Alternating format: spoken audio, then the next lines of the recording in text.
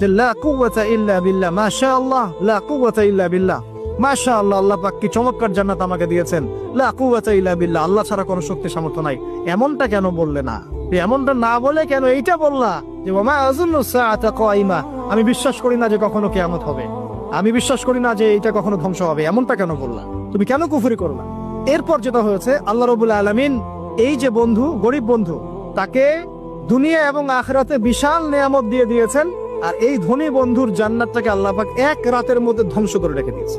এক রাতের মধ্যে পুরো জান্নাতকে ধ্বংস। পরের দিন সকালে সে এসে দেখে যে এটা কোন জায়গায় আসলাম, এটা আমার বাগান বাগিচা বলে মনে হচ্ছে না। সে হাত কসলাচ্ছিল এবং বলছিল, কোরআনে ভাই বলছে, হাত কসলাচ্ছিল আর বলছিল যে হায় আমি যদি আমার রবের সাথে শিরকটা না করতাম, হায় আমি যদি আমার রবের সাথে কুফরি না করতাম, তাহলে আজকে আমার এই অবস্থা হয়তো হতো না। এই ঘটনাটা ঠিক পরে আল্লাহ পাক বলছেন ওয়াদরিব লাহুম মাসালুল হায়াতিদ দুনিয়া, হে নবী মুহাম্মদ সাল্লাল্লাহু আলাইহি ওয়াসাল্লাম, তুমি এবার তোমার উম্মতের কাছে দুনিয়ার দৃষ্টান্তটা পেশ করো। দুনিয়ার দৃষ্টান্তটাও ঠিক এরকমই, এই ফসলের ক্ষেতের মতোই। প্রথমে বৃষ্টিপাত হয়, ফসল সবুজ হয়, মানুষ খুব পুলকিত হয়ে যায়, কি চমৎকার ফসল ফলেছে।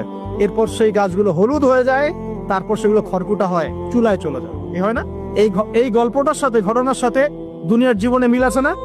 এটা কোন সূরায় আছে? কাহফে। আর এই সূরা আপনাকে দাজ্জাল থেকে বাঁচাবে না? এখানে আপনার হেদায়েত শোনেন।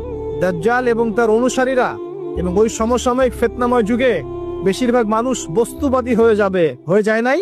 এবং বেশিরভাগ মানুষ এই দুনিয়ার ধন সম্পদ চাকচিক্যের মোহে পড়ে যাবে। পড়ে নাই? পড়েছে কিনা? পড়েছে। এবং শুধু তাই নয়, তারা পরকালীন কনসেপ্ট গুলোকে অস্বীকার করা শুরু করবে। ওই যে বললাম, আল্লাহ, ফেরেশতা, মালায়েকা, আখিরাত, এগুলো কিছু বিশ্বাস করবে না। মানুষকে ধর্মহীনতার দিকে নিয়ে যাবে। এটা নিয়ে যাচ্ছে না? এই তিনটা জিনিস খুব চলছে সমাজে এখন। একটা হচ্ছে এলিমিনেশন, মানে আল্লাহর কনসেপ্টটাকে বাদ দিয়ে দেওয়া। একটা হচ্ছে মেটেরিয়ালিজম, মানে বস্তুবাদিতা। একটা হচ্ছে চ্যালেঞ্জ এগেইনস্ট রিলিজন, ধর্মের এগেইনস্টে চ্যালেঞ্জ করা। এগুলো চলছে না এখন? দেখুন, দাজ্জালের সভ্যতায় এগুলো হবে। এর সাথে আপনার বর্তমান সময়ের মিল কোথায়? মিল হচ্ছে, দেখুন, এই বিউটি কন্টেস্ট বলেন, আপনার ওয়ার্ল্ড কাপ বলেন, আপনার এই ইভেন্টস গুলো বলেন, ফ্যাশন শোজ গুলোর কথাই বলেন, অপসংস্কৃতি কথাই বলেন, পর্নোগ্রাফির কথাই বলেন, এই মাদকের ভয়াল থাবার কথা বলেন, যে কোনো দিকে তাকান, এগুলোর প্রত্যেকটার উদ্দেশ্য দুনিয়া নয় কি? শুধু দুনিয়া না, পরকালীন কোনো স্বার্থ আছে? এগুলো করে পরকালে একটা নেকি হবে, কেউ দলিল দিতে পারবে কোরআন সুন্নাহ থেকে? তার মানে এই সমাজটা, এই সভ্যতা কি করেছে? দাজ্জালীয় আদলে পুরো সভ্যতাটাকে গড়েছে এবং বস্তুবাদীদের দিকে মানুষকে প্রবৃদ্ধ করেছে। শুধু তাই নয়, যেগুলোর পরকালীন কোনো স্বার্থ নাই, এই কাজগুলোকে প্রমোট করেছে এবং যুব সমাজ, মুসলিমদেরকে স্পেশালি এগুলোতে মত্ত করে রেখেছে। রাখে নাই?